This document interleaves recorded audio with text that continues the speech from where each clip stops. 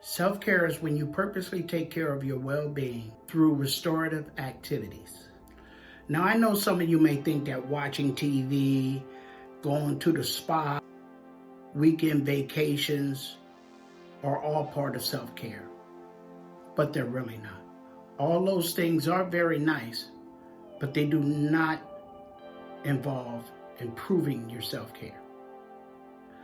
We chase after these type of things, but then we find that we're really not being restored. I know what you guys are thinking. Well, if that's not self-care, then what is? Glad you asked that. So let's look at self-care and ways that we can practice it in our daily lives.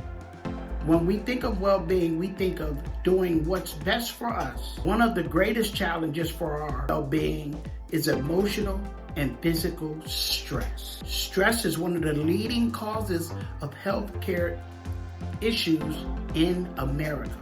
Many of these issues are a result of not so much as being stressed, but not knowing what to do with the stress. But there are ways of releasing that stress through the self-care.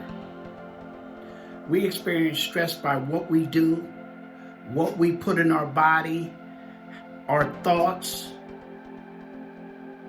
that we think, and the choices that we make during the course of a day.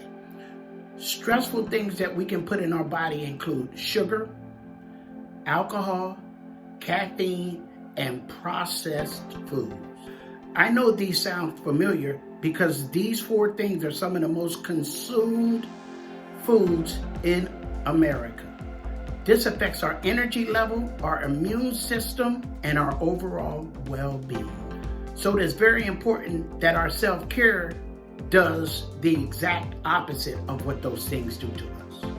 One of the ways we can practice self-care is by quieting the mind during silent times that we can create for ourselves during the course of a day.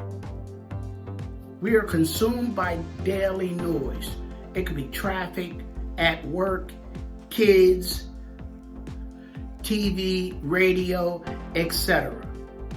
But the loudest noise of all is the voice that is in our head during those times.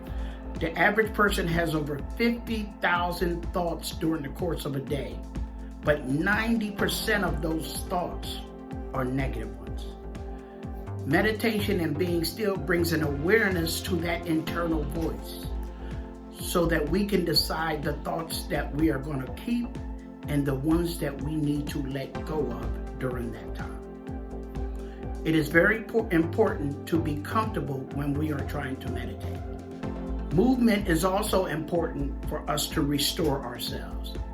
It could be walking, running, exercise, yoga, gym, anything that keeps the body moving for a period of time.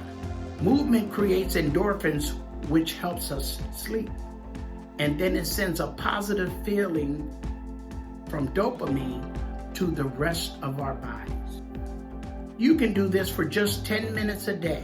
I know we're busy and we got so much to do, but if we do these three things, 10 minutes each, that's 30 minutes. We can sacrifice 30 minutes in a day for our self-care and our well-being.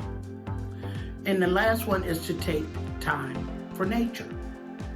Being outside is a great restorer for us. The average person spends 90% of their entire lives indoors, which leaves only 10% to be outdoors.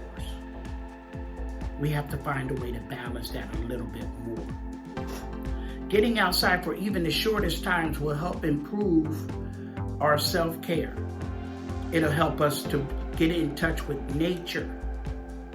We can combine all of these three activities and practice them on a daily basis. 10 minutes each to start off, and then as you want to increase, you can do that.